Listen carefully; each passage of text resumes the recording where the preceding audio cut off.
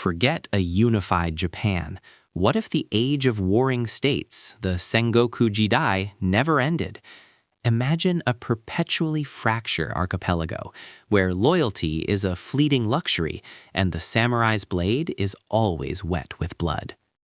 No Tokugawa shogunate, no century of peace.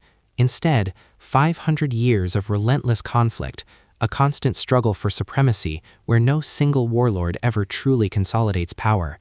Daimyo rise and fall like the tide, their names briefly whispered before being swallowed by the next wave of battle.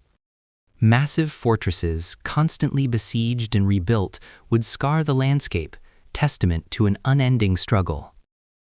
Military innovation, fueled by desperate need, would accelerate at an unprecedented pace.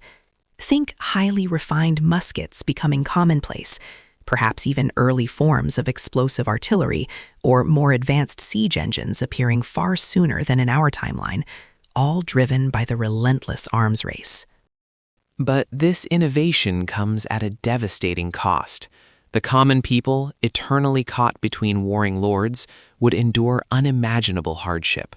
Famine would be endemic, populations fractured, and trade routes constantly disrupted, leaving isolated pockets of fleeting prosperity amidst widespread poverty and brutal conscription.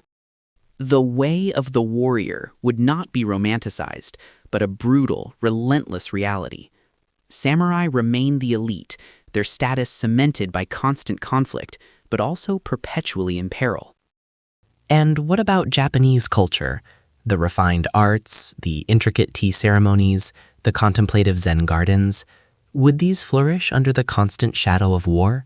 Or would a different, more martial culture dominate, perhaps producing epic sagas of endless conflict rather than quiet reflection? Now, picture the world looking in. No isolated Japan.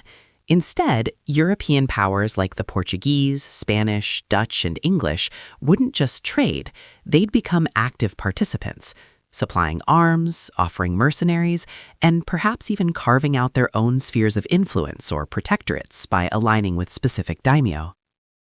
Japan wouldn't be one nation, but a volatile chessboard for global empires, its internal conflicts escalating into proxy wars for foreign dominance. Would Japan even exist as a single concept, or would it be a collection of loosely affiliated, perpetually warring states, each beholden to a distant power? Crucially, there would be no Meiji Restoration, no rapid modernization. Japan would never rise as the industrial and naval powerhouse of East Asia that challenged European and American dominance in our timeline. The balance of power leading into the 20th century would be fundamentally reshaped. Perhaps Western colonial powers extend their reach deeper into Asia, unchecked by a strong regional rival. Fast forward to today.